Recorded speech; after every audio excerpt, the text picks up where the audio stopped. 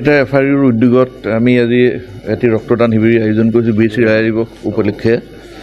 ইয়াত আমাৰ মহকুমা প্ৰশাসন, আমাৰ MLA ছাৰৰ ৰিপ্ৰেজেণ্টেটিভ, আমাৰ ৰেড ক্ৰছ ছ'চাইটিৰ ছেক্ৰেটাৰী প্ৰমুখে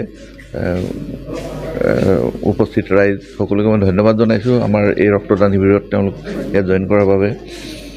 কিন্তু ইয়াৰ মাৰ্ঘেৰিটাৰ এফআইউত এটা ৰক্তৰ সংৰক্ষণ ষ্ট'ৰেজ ইউনিট ইয়াত ৰখাৰ যিটো ছিষ্টেম, সেই ছিষ্টেম এটা আজি বহুত বছৰ আগতে কৰিছিলে, কিন্তু সেইটো এটা মৃতপ্ৰায় অৱস্থাত আছিলে।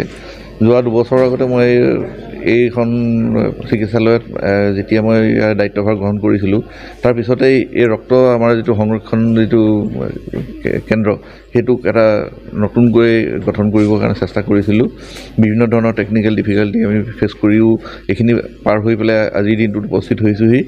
তিনিচুকীয়া মূল ৰক্ত যিটো ভাণ্ডাৰ, ব্লাড যিটো ষ্ট'ৰেজ ব্লাড বেংক যিটো আছে, তেওঁলোকৰ সহযোগত আজি আমি এই শিবিৰটো আয়োজন কৰিছোঁ। ইয়াৰ আৰ্মি কেম্পৰ আৰু বিভিন্ন মহাবিদ্যালয়, বিভিন্ন বিদ্যালয়ৰ ষ্টুডেণ্ট তেখেতসকলক আৰু সাধাৰণ নাগৰিক, বিভিন্ন ধৰণৰ NGO তেখেতসকলক আমি ইয়াত যোগদান দিবলৈ অনুৰোধ জনাইছোঁ।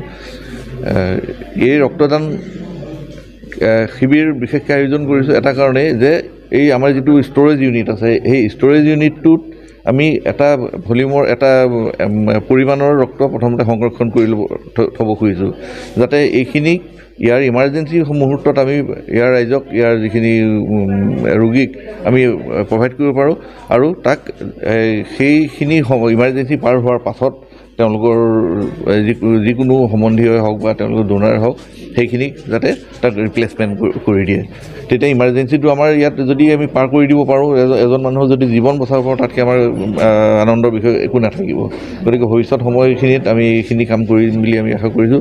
আমি সাধাৰণ ৰাইজৰ আৰু সকলোৰে আমি ইয়াত সহযোগিতা কামনা কৰিছোঁ। গতিকে ইমানখিনিয়ে মই ক'বলগীয়া আছে। আজি আমি 30-35 গৰাকী 40 গৰাকীও হ'ব পাৰে। ইতিমধ্যে আমাৰ ইয়াতে প্ৰায় 15জন মানে অলৰেডি ৰেজিষ্ট্ৰেশ্যন কৰিছে। খন্তেক সময় আগতে আমাৰ ইয়াৰ উদ্বোধনী অনুষ্ঠান হৈ গ'ল। আমাৰ অতিকৈ সৌভাগ্য যে আমাৰ ডিষ্ট্ৰিক্ট কমিশ্যনাৰ ছাৰ, তেওঁ প্ৰথম এজন ৰক্তদাতা হিচাপে আমাৰ ইয়াত ৰক্তদান কৰি গ'ল। বাকীসকলে ইতিমধ্যে কাম আৰম্ভ কৰিছে। গতিকে এইখিনি ক'বলগীয়া আছে। ধন্যবাদ। চিৰায় দিৱসৰ উপলক্ষে আমি মাৰ্ঘেৰিটাৰ এফআইউত ৰক্তদান শিবিৰ ইতিমধ্যে আনুষ্ঠানিকভাৱে উদ্বোধন হৈ গৈছে। এই শিবিৰ আমি অনুষ্ঠিত কৰিছোঁ।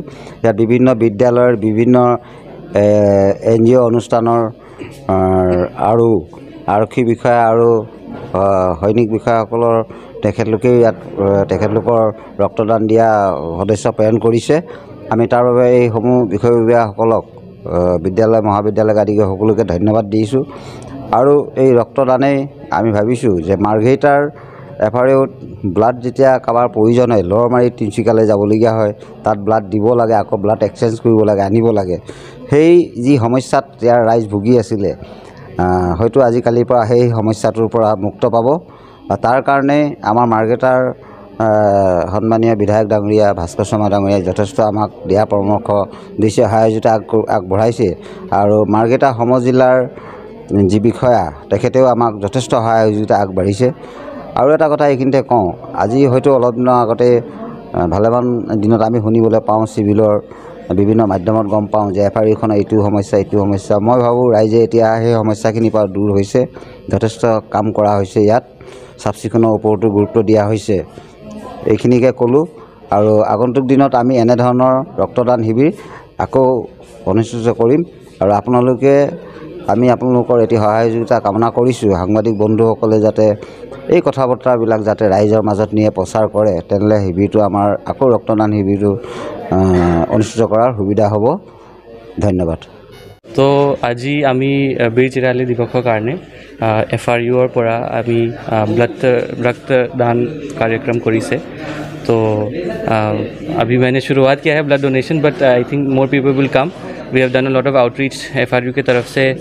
आर्मी को भी हमने इनवाइट किया है, स्टूडेंट यूनियंस को इनवाइट किए हैं, कॉलेजेस को भी, एंड बाकी इस्टेब्लिशमेंट्स है यहाँ पे सब पे वो इन्फॉर्मेशन गया है। तो आई थिंक बहुत ज़्यादा पार्टिसिपेशन आएगा लोगों का and we will be able to donate blood blood donation तो ভাল কথা হয় আমি इमारजेंसी टाइमत माने मानुबिलाक जिखिनि ब्लड लागे एटू ब्लड यूज़ करिब पारे और नेक्स्ट इज़ हमारे खुद के लिए भी अच्छा है बिकॉज हमारा जब ब्लड जो है वो भी रिजुविनेट होता है तो खुद के लिए सेल्फ केयर के लिए भी अच्छा है it's a very noble cause तो I think I would request जो भी इस संवाद माध्यम के थ्रू भी जितने भी लोगों को इन्फॉर्मेशन जा रहा है please come to FRU and please donate blood तो it is a very noble cause thank you so much